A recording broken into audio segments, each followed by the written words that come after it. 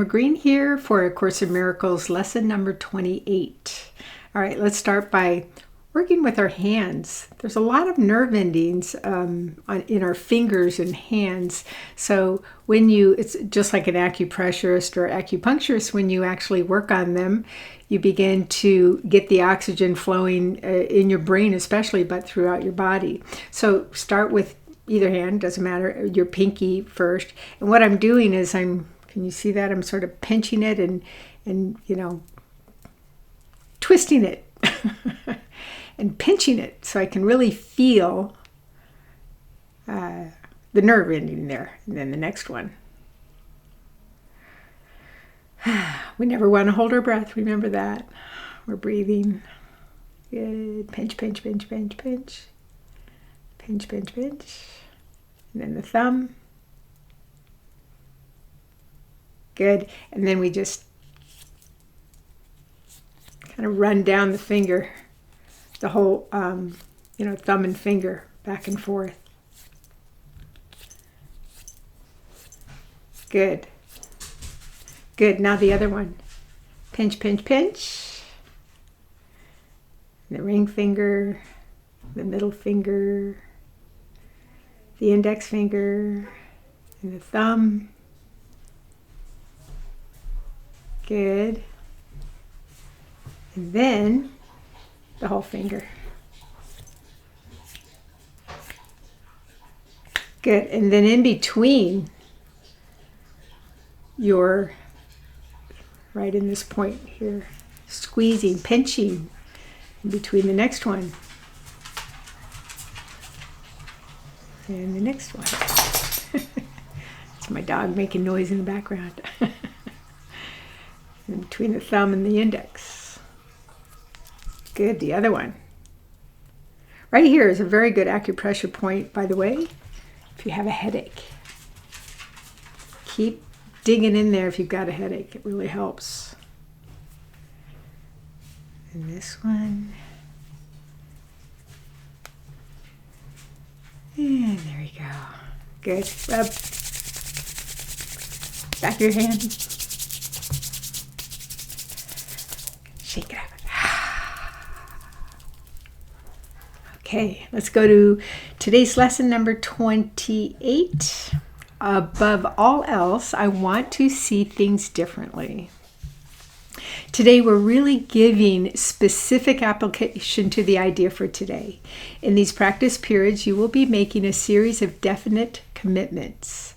The question of whether you will keep them in the future is not our concern here. If you are willing at least to make them now, you have started on the way to keeping them, and we are still at the beginning. You may wonder why it's important to say, for example, above all else, I want to see this table differently. In itself, it's not important at all. Yet, what is by itself, and what does in itself mean? You see a lot of separate things about you, which really means you are not seen at all. You either see or not. When you have seen one thing differently, you will see all things differently. The light you will see in any one of them is the same light you will see in all of them. When you say above all else, I want to see this table differently, you are making a commitment to withdraw your preconceived ideas about the table and open your mind to what it is and what it is for. You are not defining it in past terms. You are asking what it is rather than telling it what it is.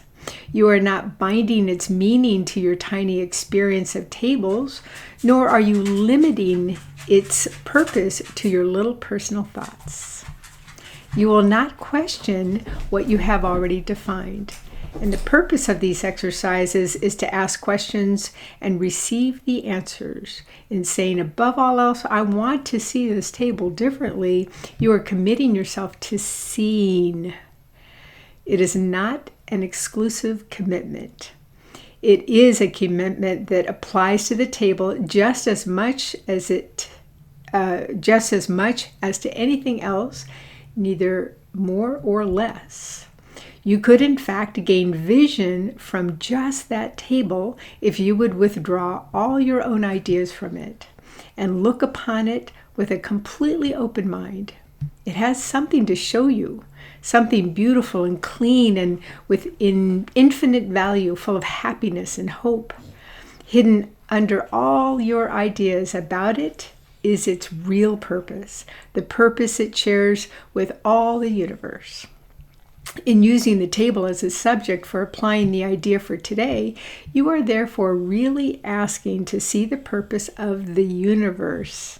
You will be making the same request of each subject that you use in the practice periods, and you are making a commitment to each of them to let its purpose be revealed to you, instead of placing your own judgment upon it.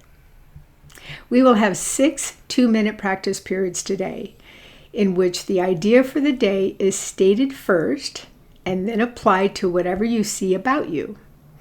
Not only should the subjects be chosen randomly, but each one should be accorded equal sincerity as today's idea is applied to it, in an attempt to acknowledge the equal value of them all in their contribution to your seeing.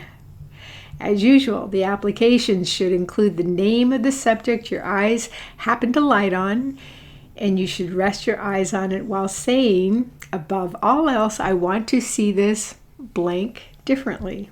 Each application should be made quite slowly and as thoughtfully as possible. There is no hurry. Okay, some years ago, my wonderful husband was diagnosed with stage 4 cancer.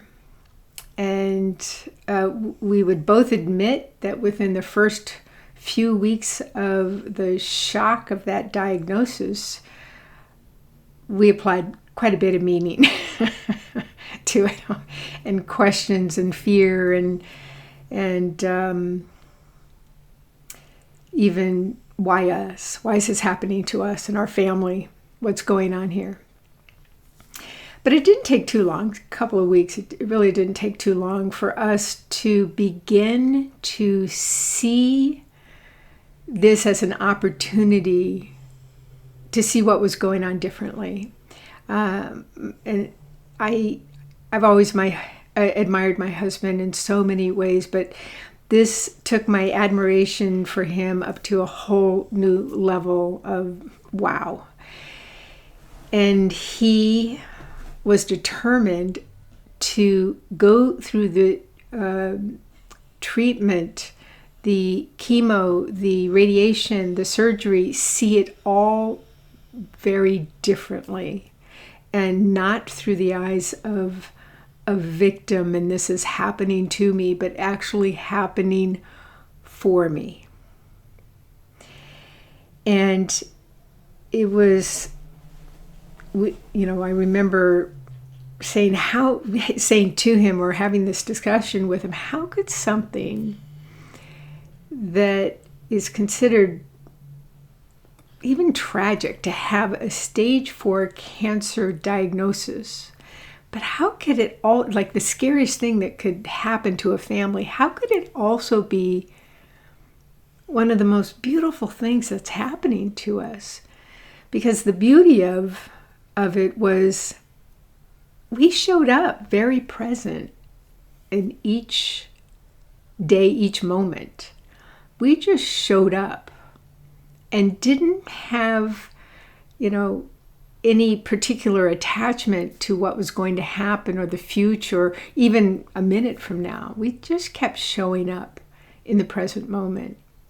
And that's what I mean by beauty. It was powerful to be that present, which is a state of loving. Presence is a state of loving. So above all else, I want to see things differently.